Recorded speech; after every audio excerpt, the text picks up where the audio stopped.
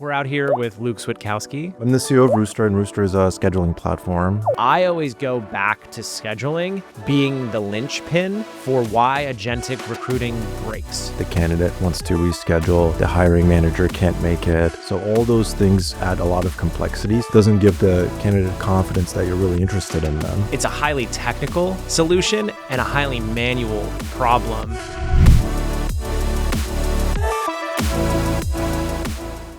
Hey, RecOps friends, are you still losing hours every week to interview scheduling chaos?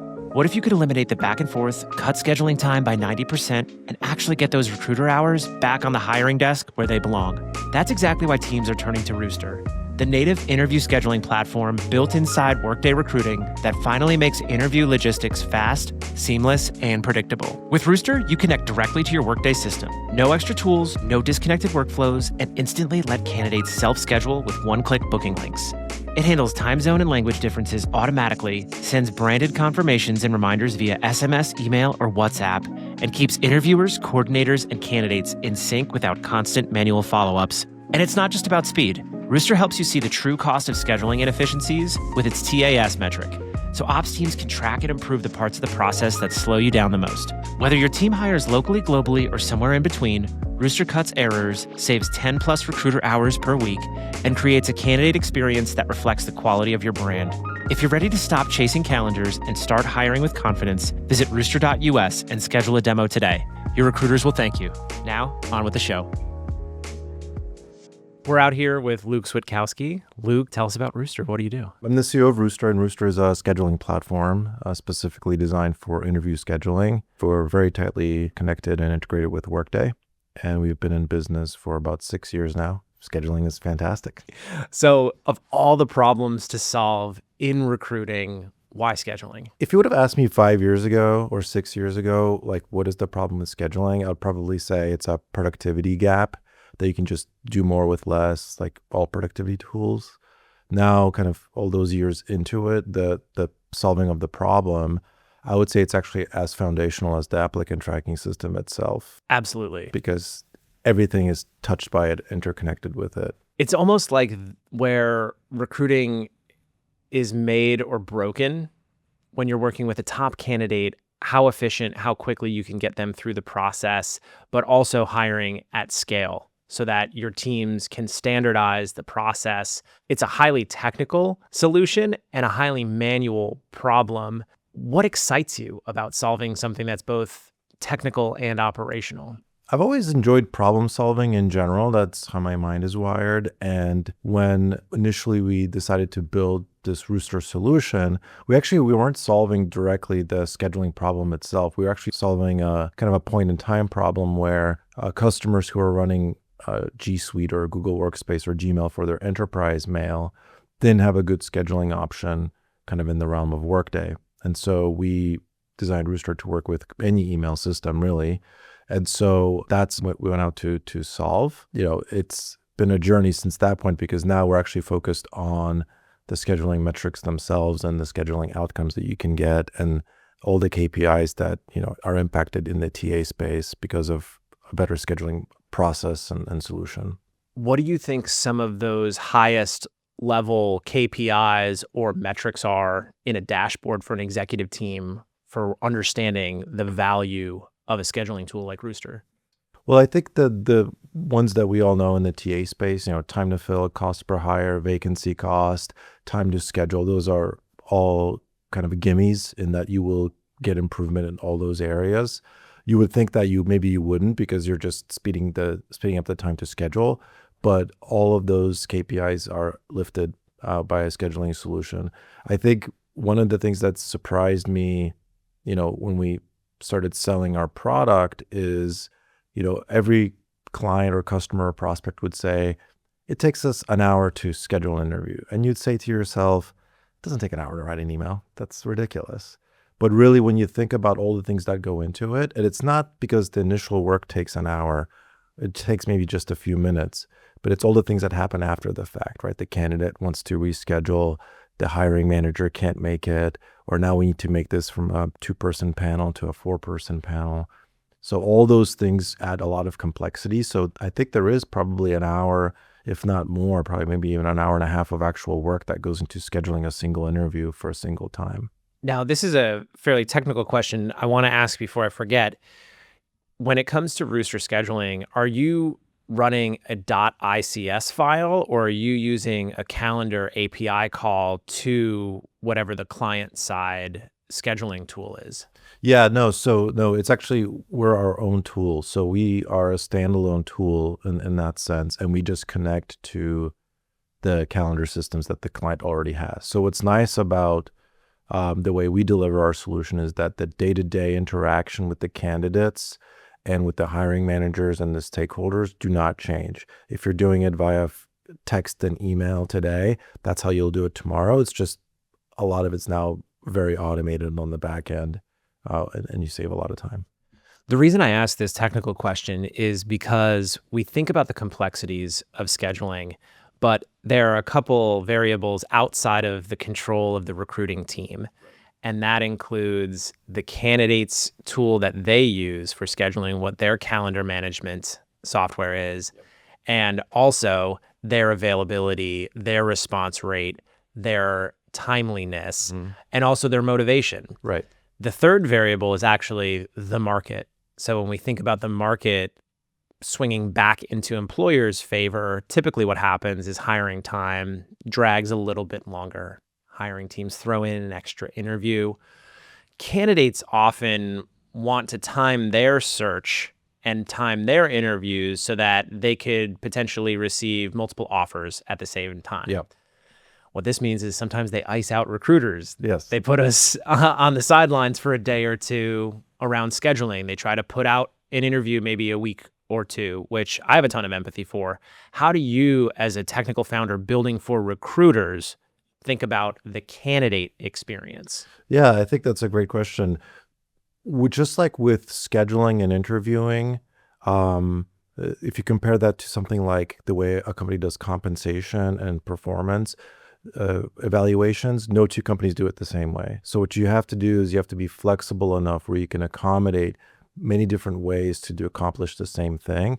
So in this particular example, if you want candidates to respond within a certain period of time, but give them that flexibility, we have self-service tools, for example, that allow a candidate to even cancel and reschedule an interview themselves if the company allows it. But also you can ask, for time availability across like a 1 week window or a 3 week window. That's all very flexible.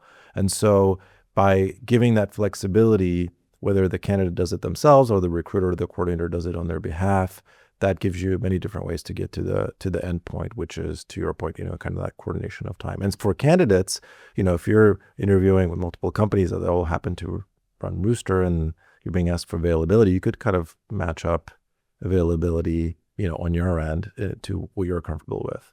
So the way that works, without getting too specific, is you basically kind of paint a calendar of your own of when you would want to be interviewed, and there are parameters you have to follow to be able to execute that, because a company might say we need 1 hour time slots, so you have to provide 1 hour time slots or 2 hour time slots or multi-day, multi-hour time slots for really complex high-level interviews, which we see a lot in like R&D type of environments or highly specialized industries. So as a candidate, you could kind of marry all that up and do it on your time, and it's a win-win situation, because the candidate then kind of does all the work in reconciling their calendar, right? They provide the times, and then the recruiting teams on the company side can, look at all those times that the candidate is available and see what best works for them as well. This is a simple question. When you think about the candidate experience of being invited to an interview, whether they're speaking with a hiring manager, a recruiter, or a panel interview,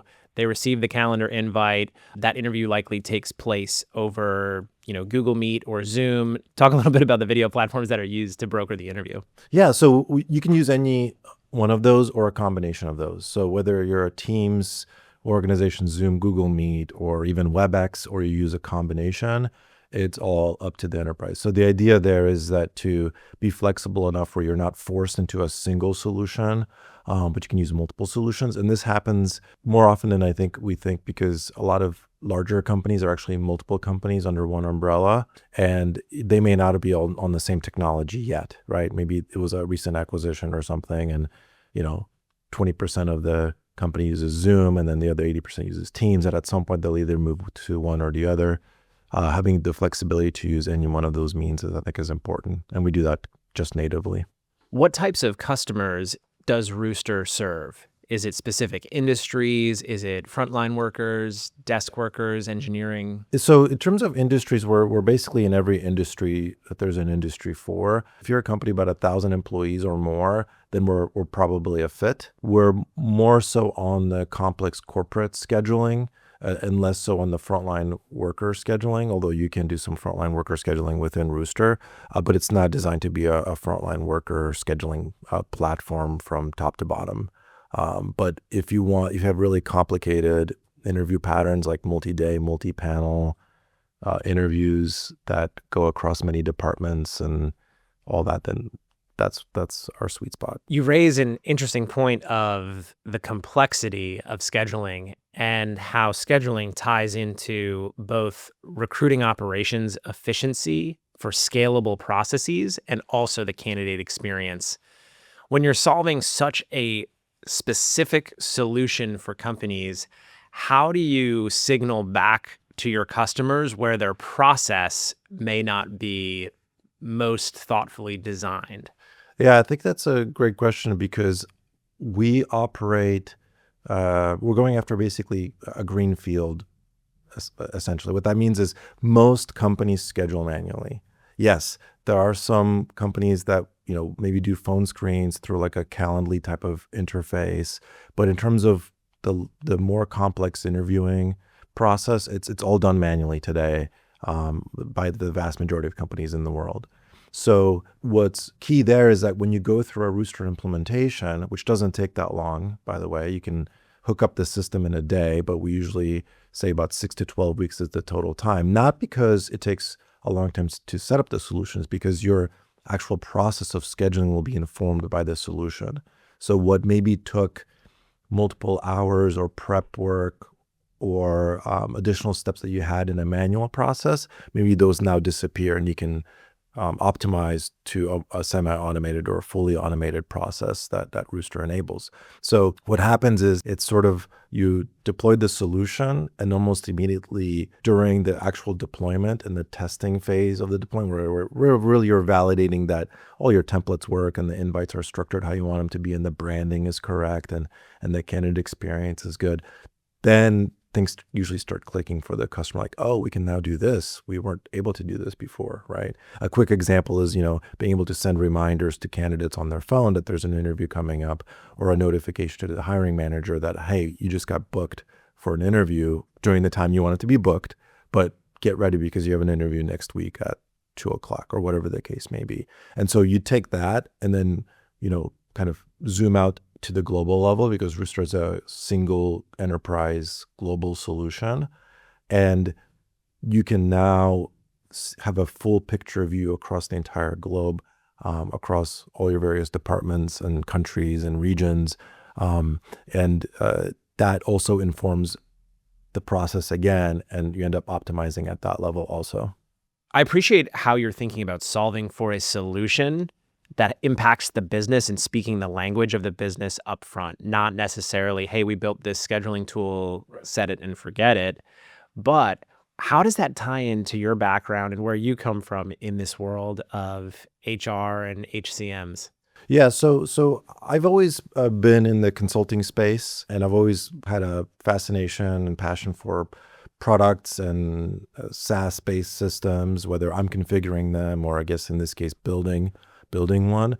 And I've always been a problem solver. So generally speaking, if you want to get me frustrated very, very quickly, give me a problem that's really, really annoying. And then the way I deal with that is I try to solve it or try to make it an easier pain to deal with, let's say. So when I think about scheduling specifically, I fully did not appreciate how big of a problem this was when we decided to build a solution for that addressed one of our initial customers' problems. But now I have a much greater appreciation, and that's actually motivating to like, wow, okay, this is a very, very large problem. We should be solving it in a very thoughtful way.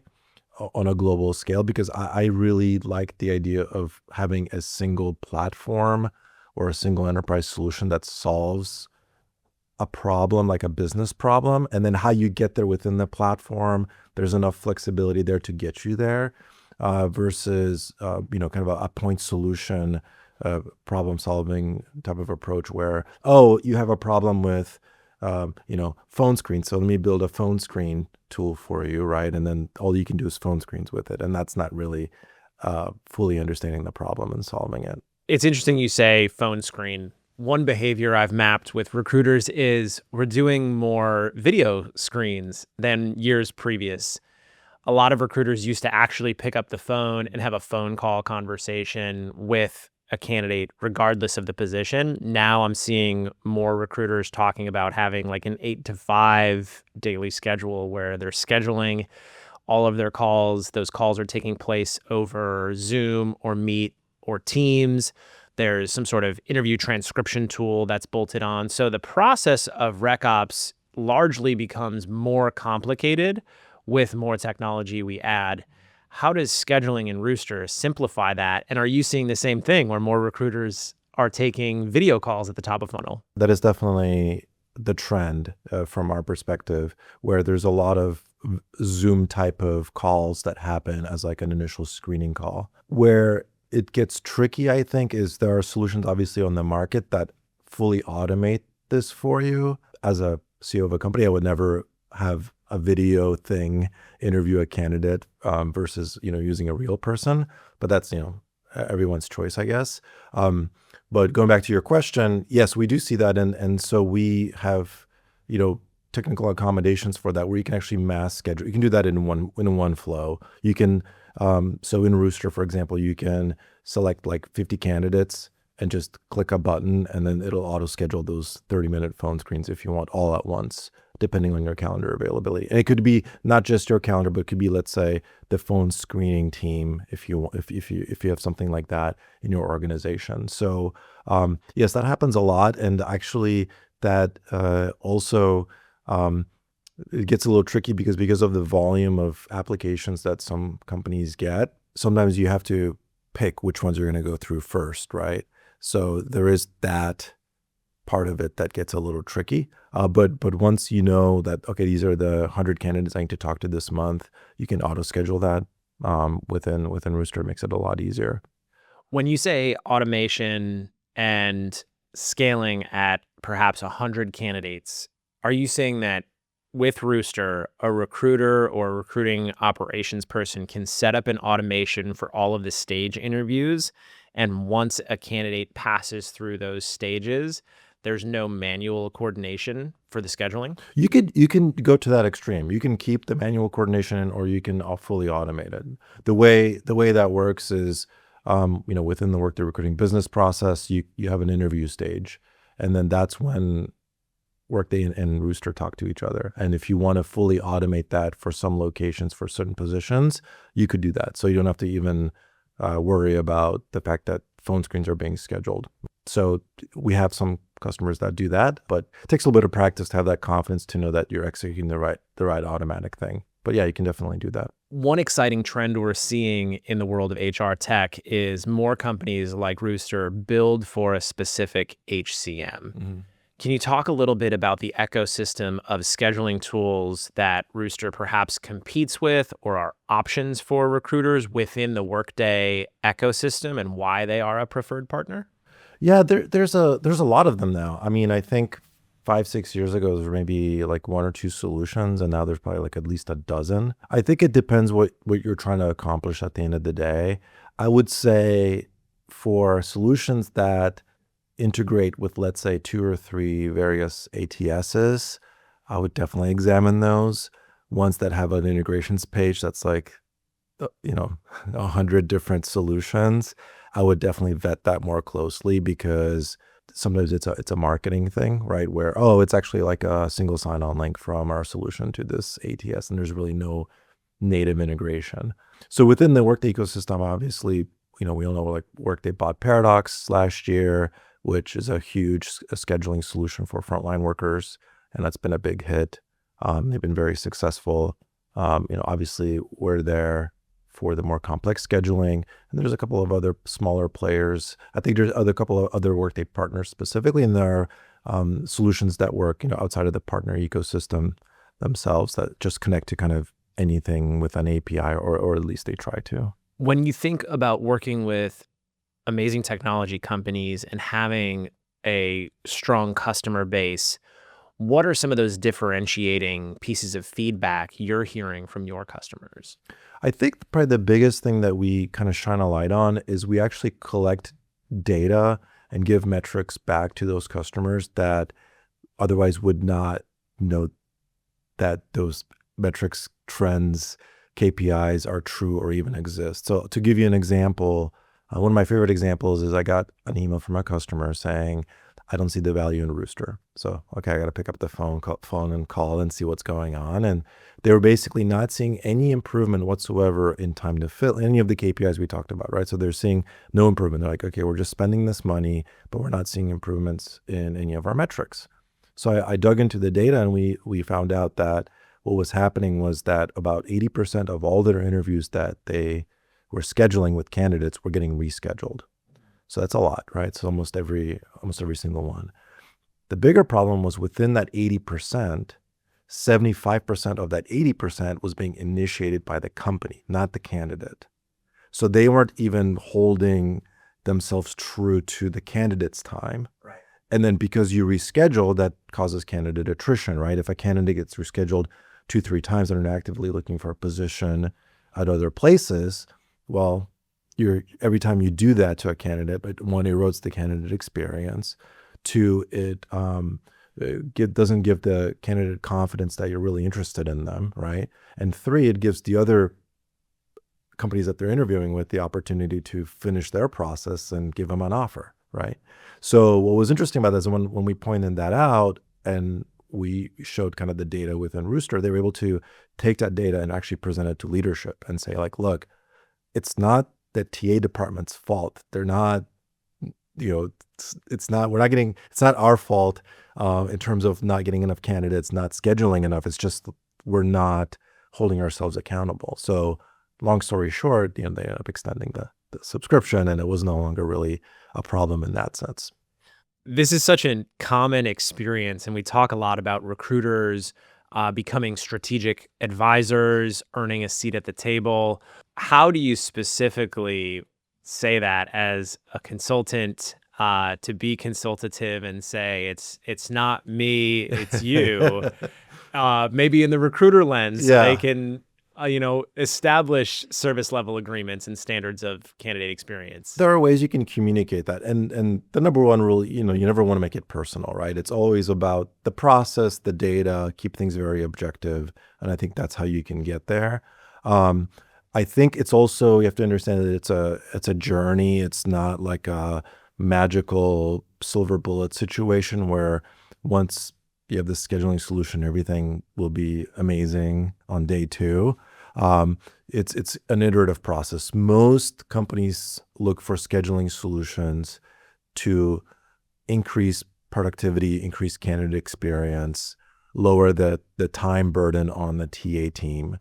And they're not really looking at it as a strategic platform by and large, for much of anything, to be quite frank. But I think as they start looking into the scheduling data, the metrics, how it works, how it impacts the overall recruiting process, they start having these little eureka moments here and there, like, oh, wow, okay, we can actually use this to really optimize our TA approach. I'll give you another example. So we had another client that was, let's say, I'm just making these numbers up. Let's say 5 coordinators and 5 recruiters, right? There was all being done manually, right? So the coordinators were responsible for scheduling absolutely everything. So they were scheduling even the one-on-one phone screens that the recruiters were having, all the way to the complex part of the scheduling process. And you could tell from like the demos, there was a little bit of like a maybe not quite resentment between the two camps, because the coordinators were just the doers of the tasks, and the recruiters kind of got like the more fun job, which is like sourcing and talking to prospective candidates, right? And what was interesting was once Rooster was deployed, because through our training and implementation process, the recruiters found out that they could just themselves do a one-click, like select 10 people, do a phone screen for themselves. And the coordinators no longer had to do that. The coordinators actually liked doing the more complex part of the process. Is like, okay, I got to make sure this is like a really good experience for the candidate. It's let's say a C-level interview. It's a multi-day interview for, across many panels, and then they're going to talk to all these VPs. I got to make sure everything is right. So they really enjoyed that part of it because it was very interactive and less like robotic, right? You had to coordinate with the candidate and everything. And anyway, long story short, once they started working together in that fashion, they started getting along better. And then further down the line, because they were saving so much time on the coordination side, some of the coordinators were able to move to the recruiting role and start, touching the pieces of recruiting because that's the natural progression of a career in TA, right? You start off as a coordinator and then you end up being a recruiter and then a recruiting manager and so on and so forth. And so being able to see that like happen, and then, the client tells us, oh yeah, we did our headcount planning for the next couple of years, and we're going to go more towards recruiters and coordinators because we just don't need as many because recruiters are doing some of their own coordination and the coordinators can get everything done and then some, and now they're helping with some of these more strategic things that they want to get involved in. So they got along better internally. And not only that, their attrition rate for coordinators went down. As you know, coordinators, they turn over pretty frequently because it's a pretty standard job if you're just scheduling interviews manually day in and day out. But once you have a tool and you get to get involved into some other more interesting things, I think that keeps you in a job a little bit longer. It's a great point you raise about attrition, engagement, motivation, fulfillment.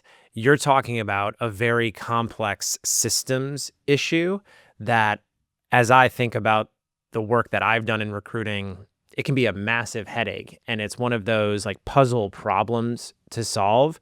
But you mentioned the more fun sides of the job that a lot of recruiters gravitate to, which is sourcing, hunting down candidates, getting those screens, working with hiring managers. I want to recognize that brain wiring of the systems thinker. And now we're seeing an emerging path with recruiting coordinators in this recruiting operations field. So TA ops, rec ops is an emerging term. It is an emerging cohort of highly technical minded individuals that think more from that systems design and problem set versus the extroverted sales conversational type. There are always hybrids of individuals in recruiting teams that have to do both by necessity. What I'm seeing in the industry is we're seeing a rise and almost like a new org chart being built in that family job, in that job family for more systems thinkers in recruiting. And you mentioned it yourself. It allows those coordination tasks to be freed up for more strategic thinking. Absolutely. How do you think about those two career paths and what it does for the field of HR as it grows? I think there's a huge opportunity for many different stakeholders in this area because at the end of the day, companies want to kind of be the best version of themselves, right? Whether it comes to sales and marketing or recruiting and hiring candidates and bringing new candidates into the fold, so to speak. So they are always thinking about how do we reorganize ourselves both from a people perspective and a systems perspective to make that the most efficient and effective way moving forward, and so that we're in the best position to succeed. Because, let's be honest, these companies compete with each other for talent, right? And so if you can provide a fantastic candidate experience and the candidate enjoyed the interview journey and it didn't feel haphazard, felt nice and organized and succinct, and you told me A was going to happen, A happened. You told me B was going to happen, B happened, and then C happened, and now I have my offer. You already kind of, you're getting way ahead of, or putting yourself in the best position possible to be successful with that candidate. And so I think that always gets reconciled to the process and system level of things. So I think what you see, I think as in the market, because I've seen this multiple times in multiple different fields, not just like Workday or a Rooster, but I did SAP consulting before Workday, and you have companies that are let's compare two large companies. Like let's say you have two large companies, and company A, you're interacting with them, and you don't even know that you're interacting with a huge company. They almost operate like a startup where decisions get made, everything's organized, and they have kind of a process for everything.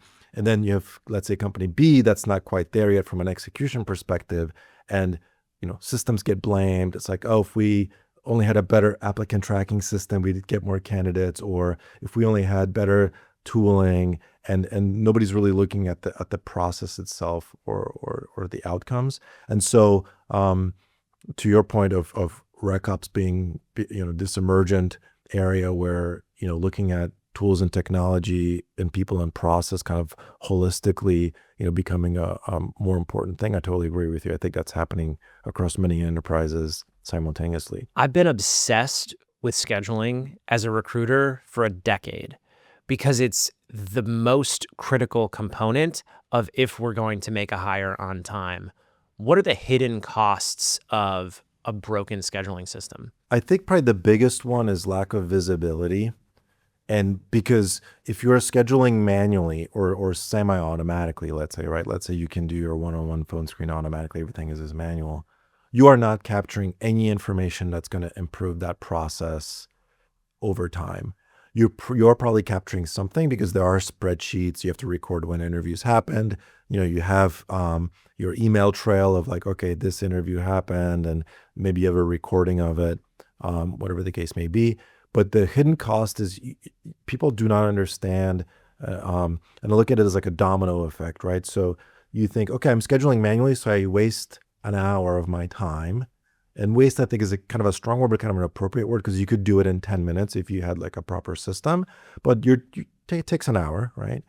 But because it takes you an hour, right, that's the first domino. The next domino can't take place until the first kind of domino completes. And so what I think the really hidden cost is what are the kind of the third, fourth, fifth, sixth order effects, because kind of the primary thing is done very, very manually. And this can cascade and kind of blow up very, very quickly. I'll give you an example. There was a prospect that came to our booth at one of our trade shows we were at, and they said, yeah, we totally messed up on a C-level hire. And I'm like, what happened? Somebody forgot to check the time zone, and they arrived like an hour before their scheduled interview. And we told them we're not ready. And they're like, okay, well, I guess you're not really ready to have me as an executive here. Right. And that's a very painful, and maybe that was an overreaction, but I think that kind of shows that, maybe had there been a system in place and kind of reconcile it automatically for you, you wouldn't be, because that's a huge penalty to pay, right? Of course. So that candidate is gone. Now you have to spend the next probably multiple weeks, if not months, sourcing for the next level of C-level execs or VPs or whatever. And, you're basically starting over, right? So a lot of times when enterprises schedule manually and things get canceled or rescheduled, basically restarting the process all over again. There's really nowhere to like kind of pick up where you left off. When I speak with technical founders building products in the recruiting space, it's largely an administrative task to broker an introduction, an interview, and a decision. One of the hidden complexities that technical founders come across is actually the problem you raise. It's time zones. Can you speak to the complexity of building a product around however many time zones there are when you're solving a global solution? Yes. So just to give you a little bit of a context of, I guess, my level of appreciation of time zones, before doing Rooster, I was a consultant that specialized in time evaluation, which basically means like calculating people's punch clock times to pay them. And the most complex industry to do this in is the airline industry. Okay. Because you're getting on an airplane, you're punching the clock. Yes. You're flying somewhere, you land at whatever time zone you land. And so that type of system is probably the most complex time zone reconciliation. So I had that appreciation of the time zone complexity. And the way we've solved it at Rooster is we really kind of put ourselves into the shoes of the recruiters, the coordinators, and the candidates, right? And so I think at the end of the day, people just want to schedule in their local time zone. So we do all the reconciliation on the back end, but you as the candidate, you're booking an interview time in your time zone. You as the recruiter are coordinating a time in the time zone you want to coordinate in, because let's say you are in Central Time or Mountain or Pacific, right? You as the coordinator are coordinating in whatever time you need to, right? And you can change that dynamically. So being able to do that and just know that it happens, and we've done also it's reconciled globally, so we have the global time formats as well. I mean, you know that in the U.S. we do a month, day, year. In Europe, it's day, month, year, right? And also the way times are displayed and whether you want to display in military time or not. We do all that. So just and that's basically options that you go through, and it's like, I want to do this for this and this for that. So we kind of knew that from the very beginning that was going to be a key factor in a well-functioning global solution. And obviously it's absolutely necessary. And then because of that, I don't think we even have any caseload of like a time zone being messed up or someone not understanding what time zone they're scheduling. It just doesn't happen. I love that. Make it easy for everybody involved, the Yes. hiring manager, the coordinator, the candidate.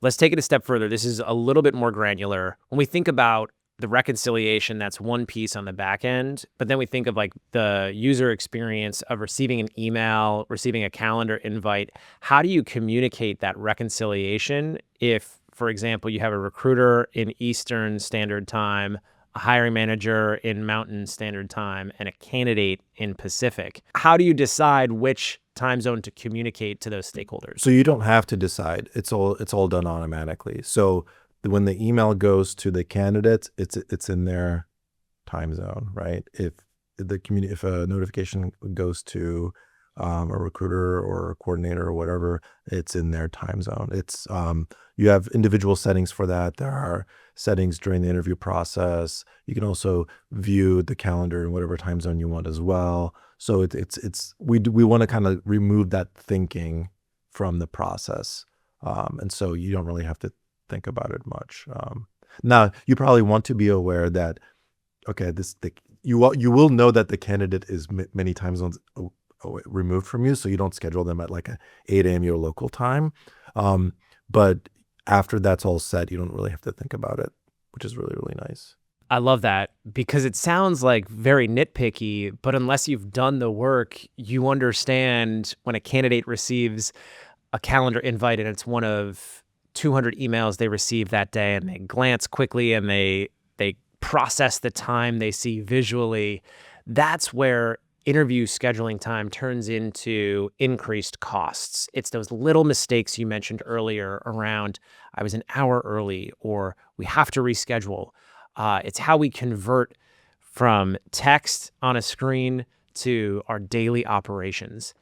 I'm obsessed with this idea of scheduling being a part of our daily operations because we're at the precipice of what I think is an entirely new way of how you and I operate and how candidates operate with the technology at our fingertips. We all have an iPhone 13 through 17 at this point.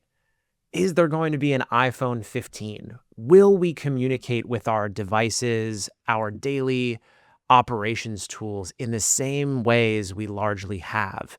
And for the same reason you've built Rooster for an established HCM, I'm curious how future candidate technology and behaviors dictate the innovation we'll see in the HR tech space. Historically, HR tech is a couple of years behind some of the other B2B workflow optimization softwares out there.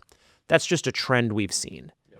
Now we see consumer technology with AI, labs like Anthropic and OpenAI, building at the same time as B2B SaaS for workforce workflow optimization. And now we have HR tech building on AI at the same time. So it gets a little bit muddled, but a lot of these questions haven't been answered yet for how candidates determine how companies will communicate with them. What are some of the ways you're seeing AI disrupt the entire way we think about communicating with one another?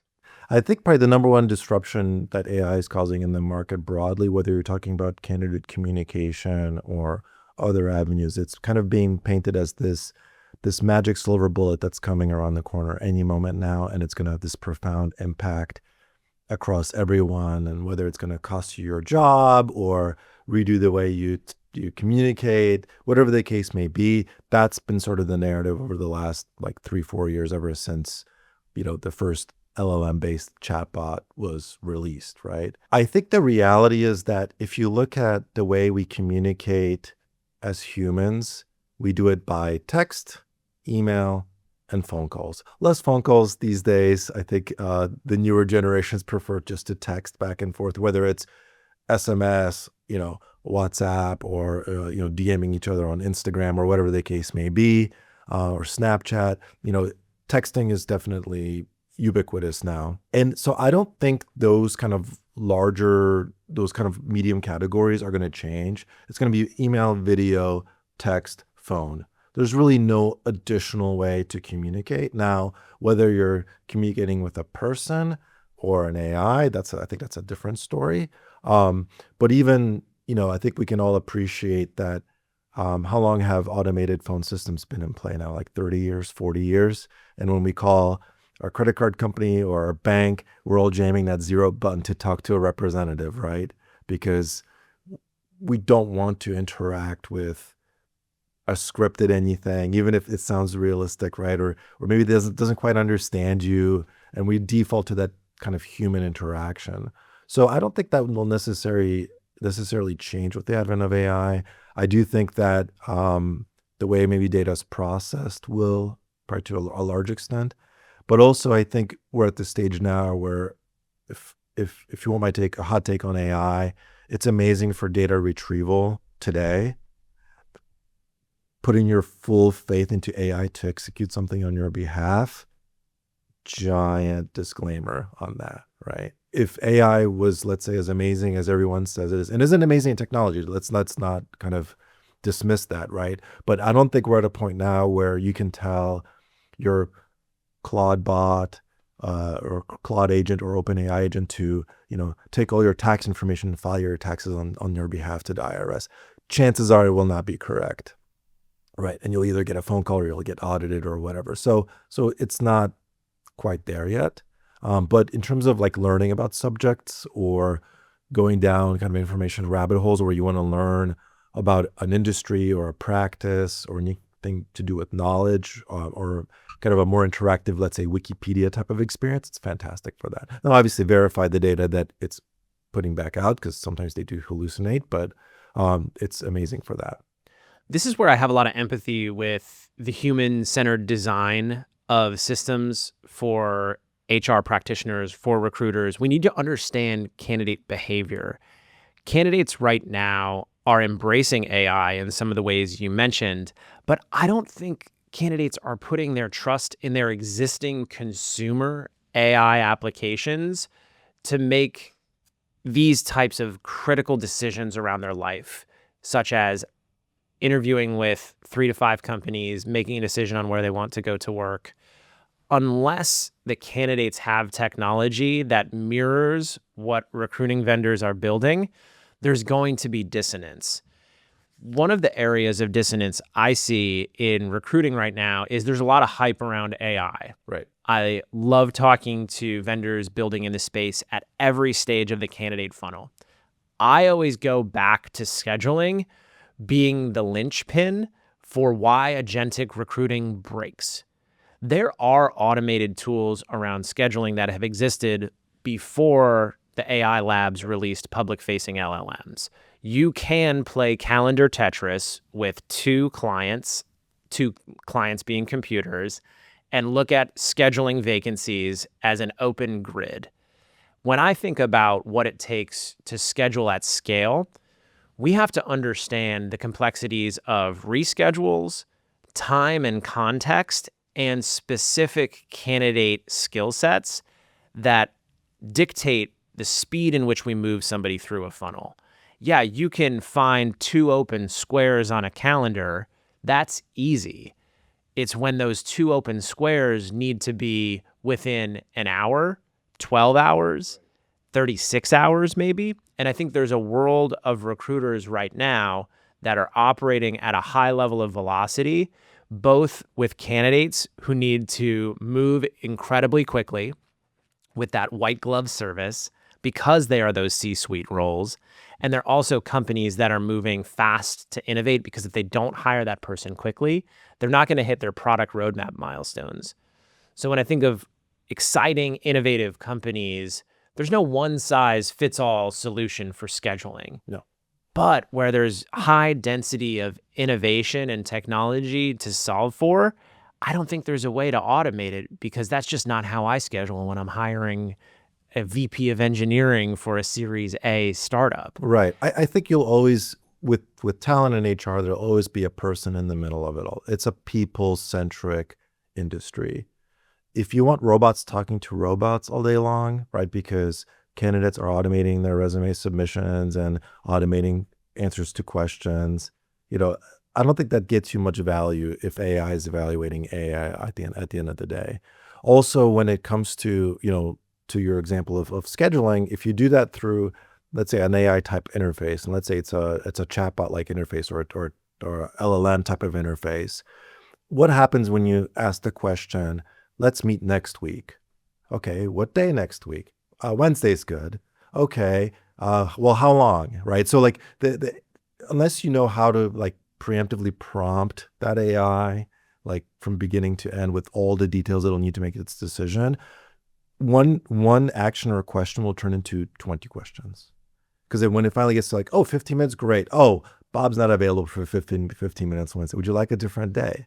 That ends up being a very frustrating process of scheduling. Whereas, I could see down the line, maybe an AI be intuitive enough where you say, okay, schedule something with Bob next week on Wednesday. And the AI knows automatically to look at your preferences, Bob's preferences. Is it even a correct day to meet? Is it a holiday?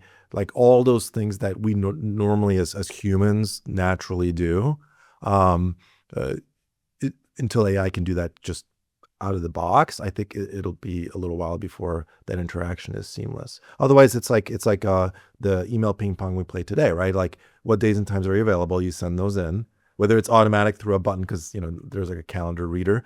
But then, you go back and forth. Okay, Thursday looks good. Great. Let's do Thursday. A meeting just came up. I can't do Thursday anymore. Can you do Friday? And here we go, right? So when we think about recruiting operations teams dealing with a new problem, which is incredibly high volume of unqualified applicants at the top of the funnel, every application costs money to process. Every single time we consider scheduling an interview costs the company time. I'm constantly establishing the cost and doing the math on how much an interview process costs by the number of individuals involved in the process. AI stands to deliver more signal through noise at the top of funnel and give recruiters more precision. So instead of maybe 20 phone screens, they're able to have 10 in order to get to the hire. However, we're not quite there yet, and the challenge remains that instead of maybe 400 applicants, some requisitions are seeing 4,000 applicants.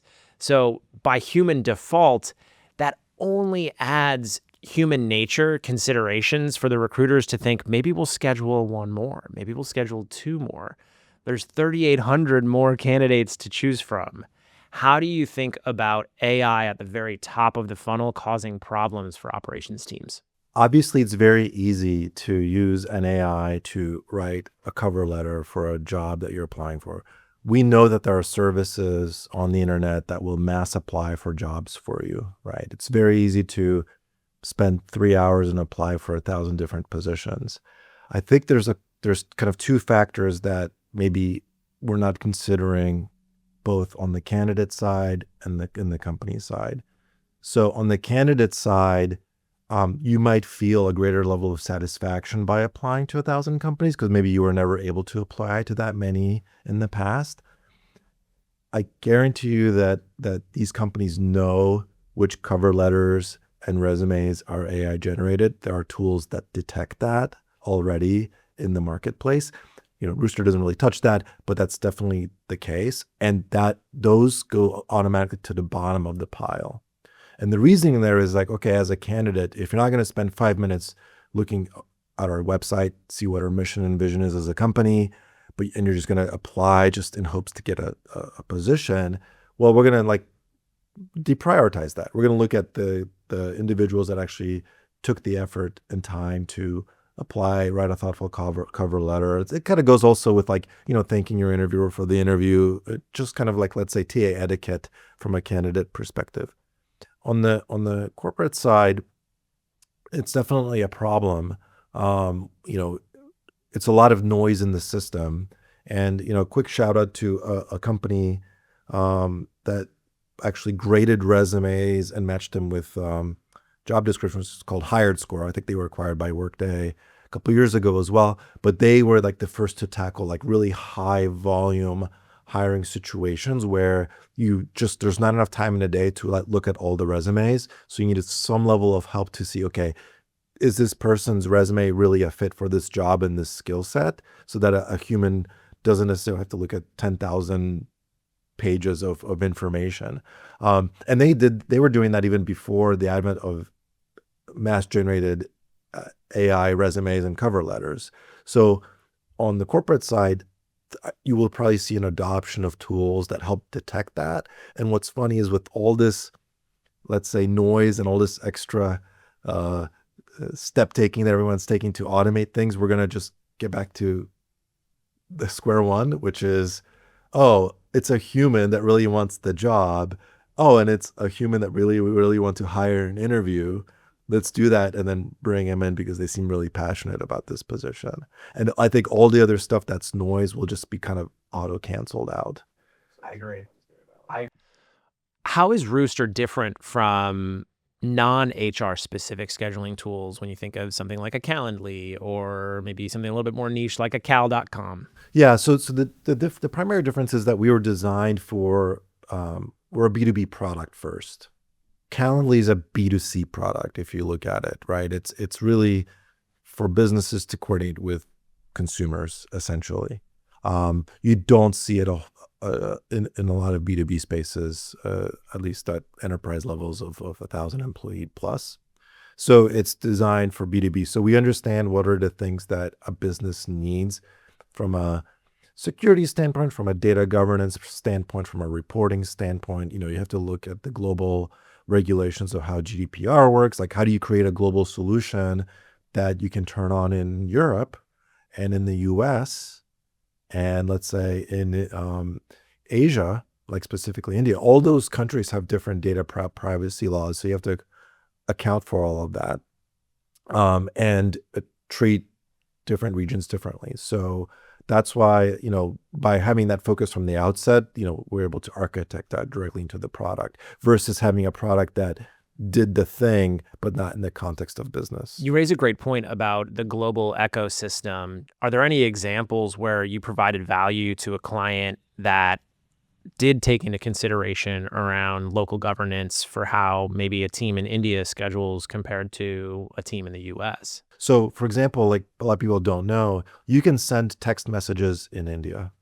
What's not allowed is that you cannot get a reply to that text message. It's asynchronous. So you can push text messages to personal phone numbers, but those phone numbers cannot reply back. You cannot get that message back. It's by design.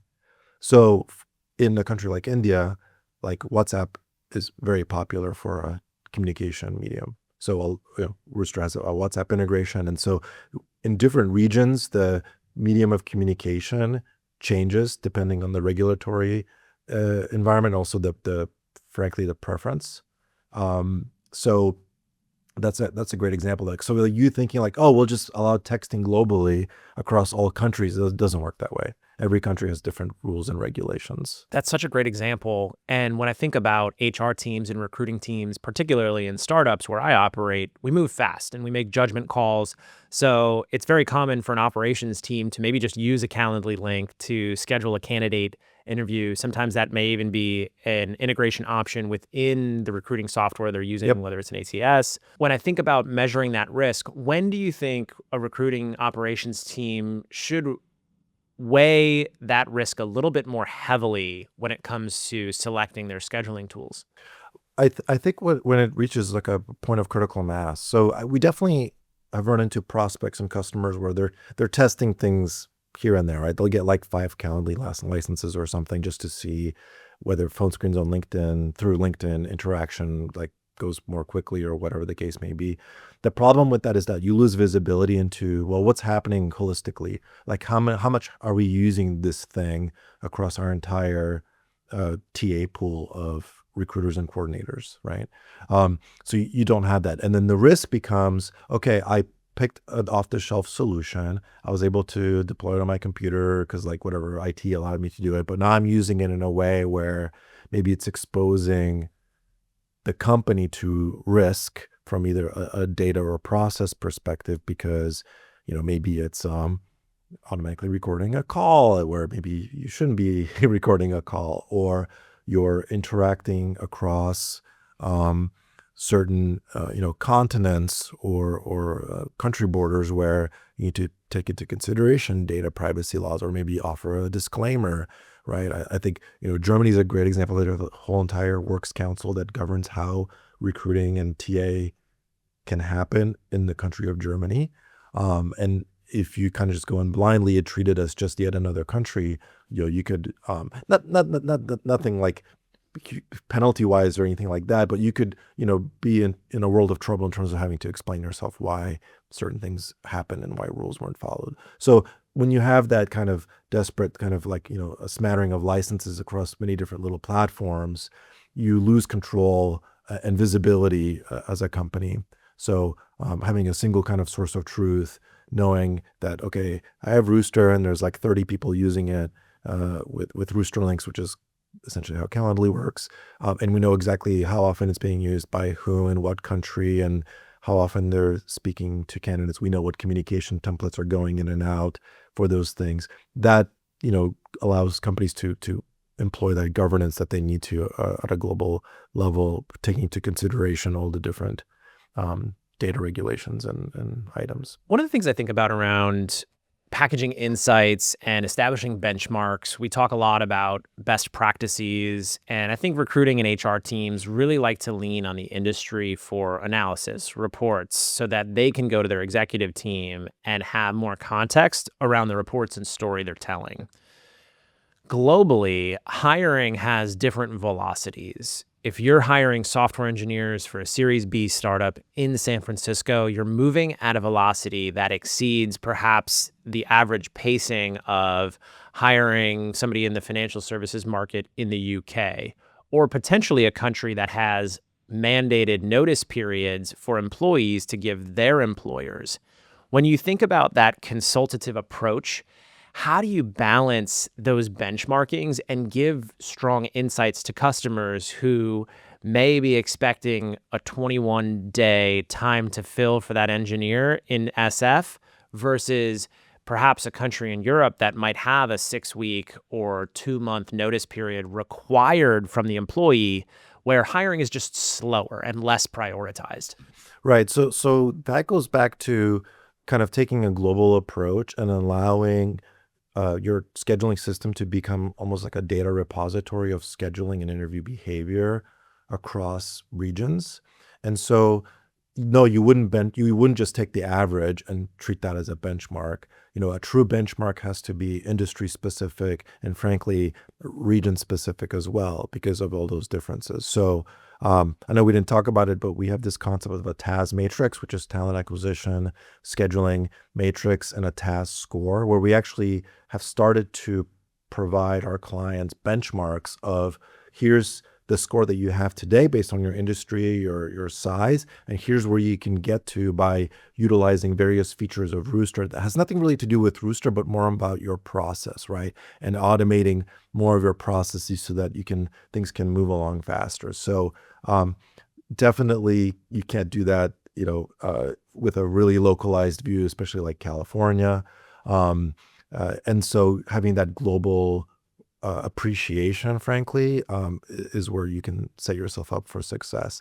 There are many companies that are global across where they hire candidates in all 6 continents, except for Antarctica, obviously, where they actually measure things by kind of department region level versus just a total average level, because they know that, okay, in South America, we have these kind of behaviors from candidates and recruiters and coordinators.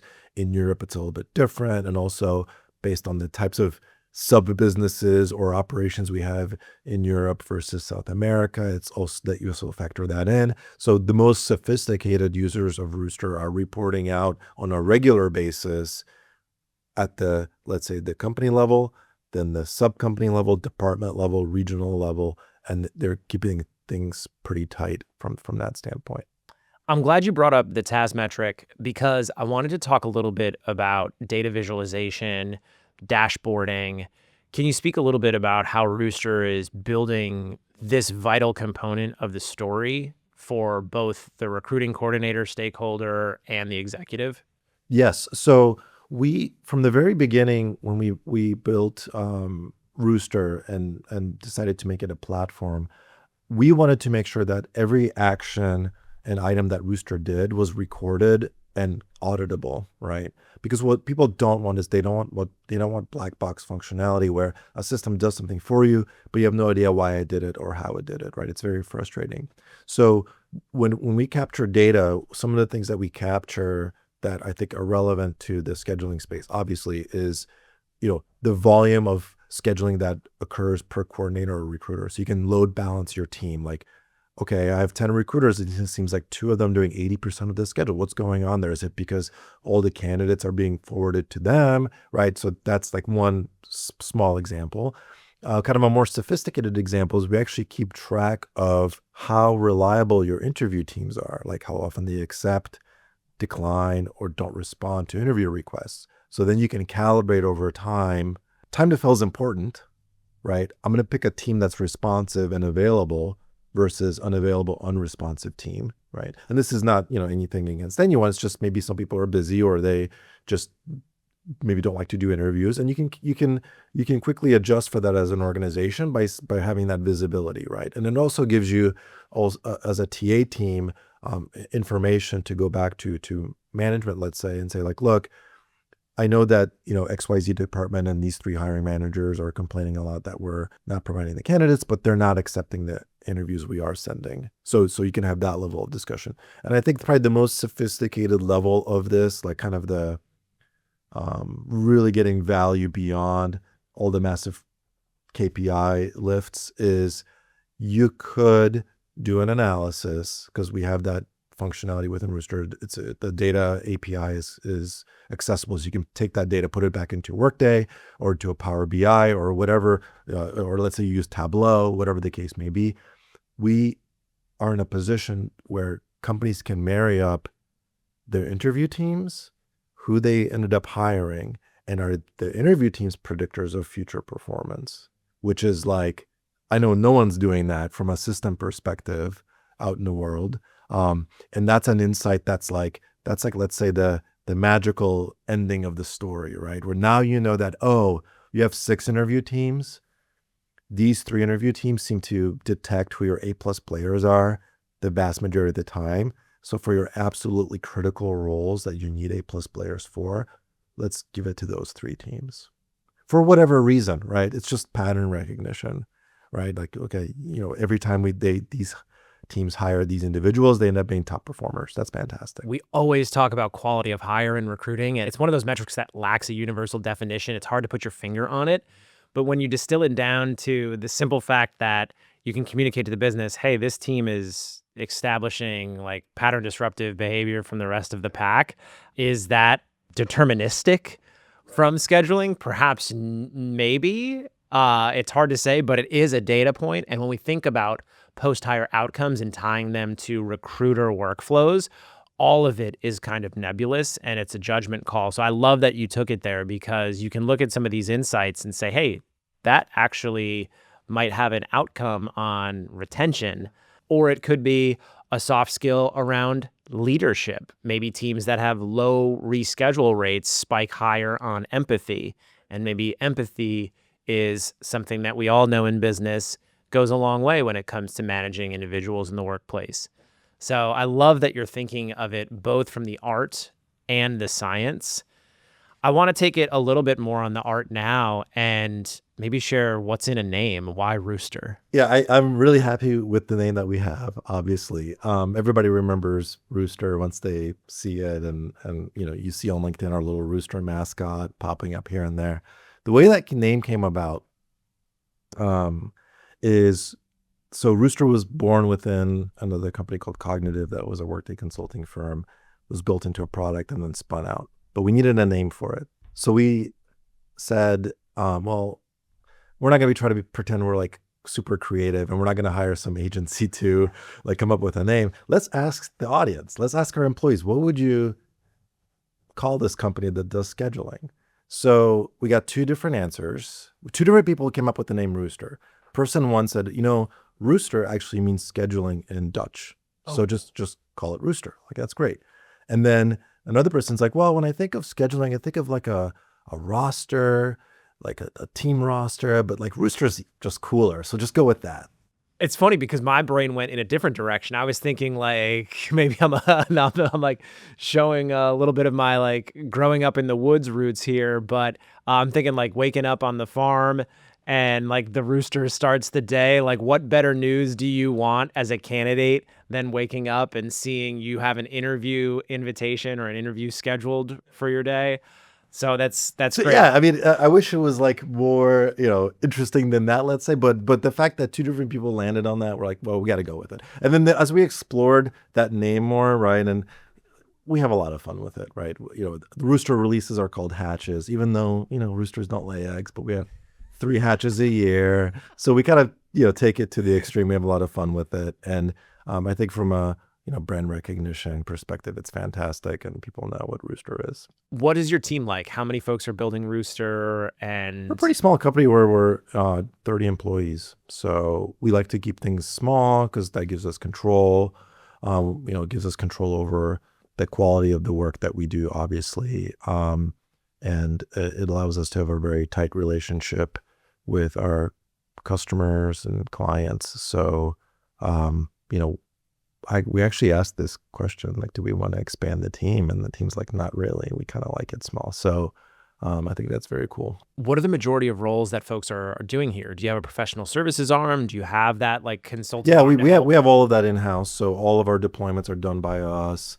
All of the development obviously is done by us. We don't really engage with many third parties for anything. We like to keep things in-house. It's kind of like that vertical integration mindset of just do it yourself versus outsource it, because as soon as you do that, that adds complexity and cost. So we like to do things in-house. Are you hiring for roles? Is the team growing at this point? We'll be hiring next year. So we just hired a few additional people on the marketing and sales side because we're expanding sales and marketing pretty aggressively. But because the team doesn't really want to grow, we're kind of listening to them. So, not currently, but maybe in the future. When you think about growing the sales and marketing team, where are they going to be interacting with customers? How can customers get in touch with Rooster? Is it more of a partner-led growth or sales-led growth machine? There's a number of different ways. So you can see us at a number of trade shows. If you go to like rooster.us, you can get a lot of information on our website and request a demo if you want to see Rooster in action. So there's many different, most of our business comes from kind of word of mouth, inbound anyways. So, usually someone's heard of someone that's using us, and then they'll reach out and explore a little bit further. And so we're pretty flexible on how we engage with our potential customers. Do you have any upcoming spots at trade shows for the conference season that's approaching? Well, we're definitely going to be at Workday Rising, both US and EMEA, this fall. So that's October and I believe November. Between now and then, we may be on an additional trade show or two, but that's TBD. Let me ask you this, Luke, when this is all said and done in life, why will have building recruiting software been enough for you as a person? So recruiting software, I think to most individuals may not be a familiar thing, right? Because maybe a lot of people don't think about it, but I think we can all relate to looking for a job, interviewing for a job. Every person that's ever had a job has done that, right? So that's kind of the common thread.